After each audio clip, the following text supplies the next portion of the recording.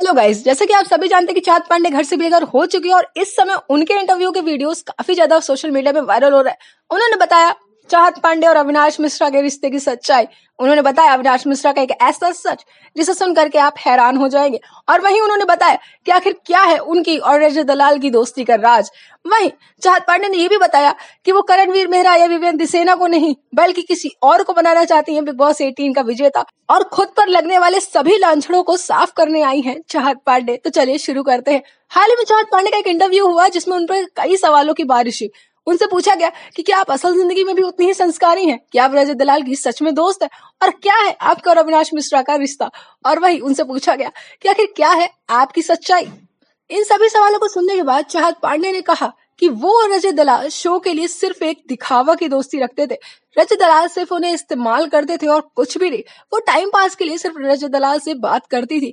वहीं अविनाश मिश्रा के साथ उनके रिश्ते पर चाहत पांडे ने कहा कि अविनाश मिश्रा मुझ पर काफी ज्यादा लट्टू थे, वो मुझ पर लाइन मारा करते थे, लेकिन मैंने ही कभी उन्हें भाव नहीं दिया और इसी वजह से उनकी मेल ईगो हर्ट हो गई और इसीलिए वो मुझे नीचा दिखाने के लिए अंट शंट बातें बोल रहे थे।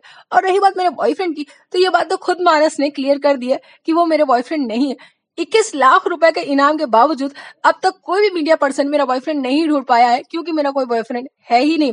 मैंने घर के अंदर कुछ भी इसलिए नहीं बोला क्योंकि मैं नहीं जानती थी कि बाहर क्या चल रहा है, और इसलिए मैं शांत थी। लेकिन अब मैं बोल रही हूँ कि मेरा कोई बॉयफ्रेंड नहीं है। हालांकि गाइस, रही बात उनके संस्कारी अवतार की, तो इस पर चाहत पांडे का कहना था कि मैं एक नेशनल टेलीविजन में लड़कियों को ये दिखाना चाहती थी कि आप सूट और सलवार में उतनी ही खूबसूरत लग सकती हैं जितनी वेस्टर्न ड्रेसेस में।